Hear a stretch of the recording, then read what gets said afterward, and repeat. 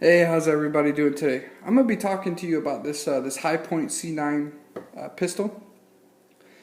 A lot of people discredit this as a cheap piece of junk handgun. Is it cheap? Yes. I paid, I think I was looking over the receipts, maybe 145 after taxes, somewhere around there. I think I was looking at the right receipt. And this thing, with the first, it took about 4 or 5, maybe even 600 rounds to break this thing fully in, especially I got the 10 round magazine. But I can't shoot 10 rounds out of it. If I do pull the full 10 rounds in, it likes to nosedive on the second or third round. But this pistol right here, I do like it, and I was using this as a home defense gun. I could just throw it up right there in the biometric safe right by my bedside, and until I got the Rossi, the revolver. But this one right here is a really good, inexpensive pistol. And where I work, we do sell a few of these. Let me show you that it is unloaded.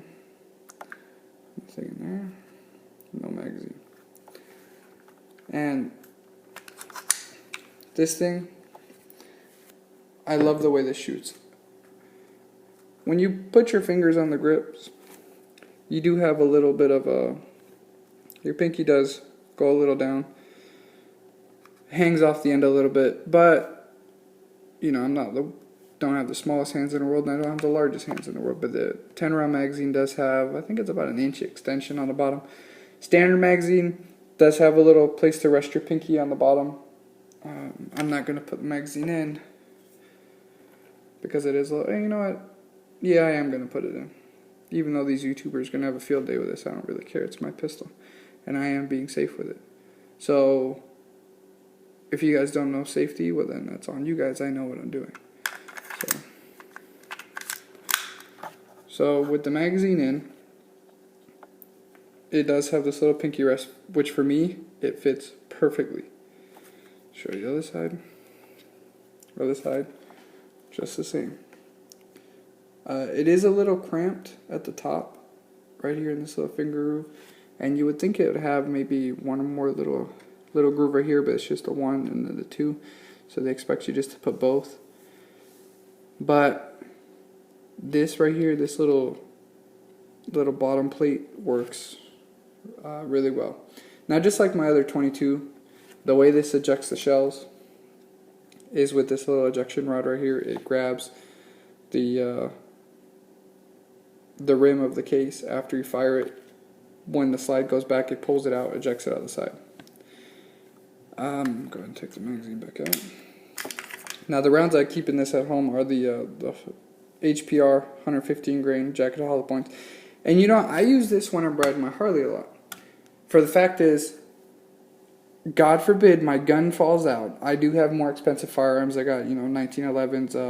I got the M&P 9 compact, which I love that gun. I carry that gun every day except for when I'm on my motorcycle. When I'm on my motorcycle, God forbid anything happens and this falls out of my holster, I'm messing up a $140 gun compared to a $600 gun. So I'd rather mess this one up than the more pricier firearms.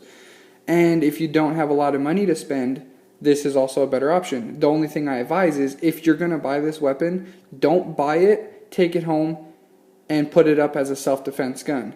You are making a big mistake. Don't do it. You need to go to the range, and you need to put minimum 300 rounds through this thing right off the bat. Break it in, get a feel for it. It is blowback action, so it's going to have a little higher recoil than some of the other pistols out there. But I love this firearm. It's fun to shoot. It's not that big and bulky. A lot of people think it is. I would never conceal carry it personally. They do sell a couple concealed carry holsters for it. I don't think it'd be comfortable. I conceal carry my Shield and my M&P 9, my M&P 9C. But I'm a big fan of compact handguns. I don't know why. To me, they just feel like they fit better. I do have a Glock 17. It fits pretty big in my hands. I think I'm actually going to get rid of it here pretty soon. But this one right here, I love this firearm. To me, this is it's an inexpensive, cheap firearm. And for people that Well, actually, let me say for women, I'm not so sure because my wife, she doesn't like shooting this because of the recoil. She'll shoot my other nines, but this one, since it's a blowback, it does have the polymer frame, but the slide is all aluminum. So pretty much what you have is, and I know the Glock is the same way, but the Glock isn't as heavy as, I mean, the whole Glock probably weighs as much as a slide on this thing. And yeah, you got that big chunk of aluminum coming back, and it will make it rise a little more than the Glock does. But it being a little heavier firearm too, personally for me, it's a little more controllable than some of the other ones out there. And you can't. It doesn't have a slide release, therefore when it goes into battery after you shoot the last round, it doesn't. You don't have a slider release. You have to physically pull it back after it's already back. Pull it back farther, which for a lot of people is very difficult. For me, it's not difficult because obviously I'm made of steel. Just kidding. But my wife, she was having a lot of problems. My brothers, even my dad was having problems putting this thing, racking the other round after you put a fresh magazine in it. And the safety, it's not the best safety, but it works. You can't pull back the slide, can't pull the trigger. It works. It does what it's supposed to. Another way you can lock the magazine back, or the slide back, without putting the magazine, say you're cleaning it, say, you know, what have you. Go ahead and push it back. Flip up the safety. It holds it. It doesn't do this when you shoot the last round, as I said before, but it works if you're you know, cleaning it, if you're inspecting it. You know, it is a bulky economy. Look at that thing. It's ridiculous. You can release it. It's not going to hurt it. The sights on this one, this is one of the newer ones, so it does have the yellow front sight post and then the orange in the rear. To me, when I got this thing out of the box, it let's see, it wasn't shooting. I don't want to say it was off dramatically, but it wasn't quite shooting where I was aiming. So I just this is adjustable, up and down, and it also comes with the ghost ring sight. The ghost ring sight, which is kind of like a big bridge on top of it, I guess you would call it. And personally, I don't like that one. I like the ghost ring sights on shotguns. I have one on my 870, but on a pistol, not that big a fan of it. So all I did was just I raised it up a hair, and to me now it shoots dead on at. I usually shoot anywhere between 7 and 15 yards. Sometimes I'll stretch it out there to 25 yards. Because that's what most shootings are going to happen. They're going to happen between 7 and 25 yards. I know if anybody breaks into my house from my bedroom door to the front yard, or from my bedroom door to the front door, is about, say, 12 yards, maybe, give or take a yard. So that right there, as long as I'm practicing at the distances that I'm going to have to use this in my house, if I have to, God forbid, then this thing is perfect. Now, if you're shooting 50, 60, 75 yards, you know, some people might have better luck than I do, but for me, this isn't a very accurate gun out to that distance. But that's me, personally. Other people have more experience with this firearm. Sure, they might be dead on to 100 yards. You never know. It all depends on, you know, personal preference and how good you are with a particular firearm. And how good your particular firearm is. Every firearm, you're never going to find 100 of these lined up and that are going to shoot exactly the same every time. That's why a lot of people have problems with Tula ammo. They think, oh, Tula ammo, you know what? It doesn't shoot in my gun, so therefore the ammo sucks, but my gun rocks. Negative. It doesn't work like that. If you're having a problem, maybe it's the ammo, maybe it's your aim, maybe it's your stance. It can, a million things. Don't just go ahead and blame it. Oh, it's a firearm, it sucks. Or, oh, it's the ammo, it sucks. Negative. Try to adjust it in different little ways. This right here, I've shot aluminum case, the nylon jacketed herders through this, no problem. Hollow points, no problem. Full metal jacket Winchester, no problem. Bulk Remington, no problem. What are some of the other ones? Some of the 124 grain full metal jackets that I got from the gun show, they were reloaded bulk ammo. The 100, you get them in like kind of like a plastic bag. They're the 100 round bulk. I shot these, no problem. I haven't put plus P's through it, and I don't think I'm going to. It's like I said, it's not a Glock. It's not a Smith & Wesson. I don't know how well this is put together for plus P and then plus P plus.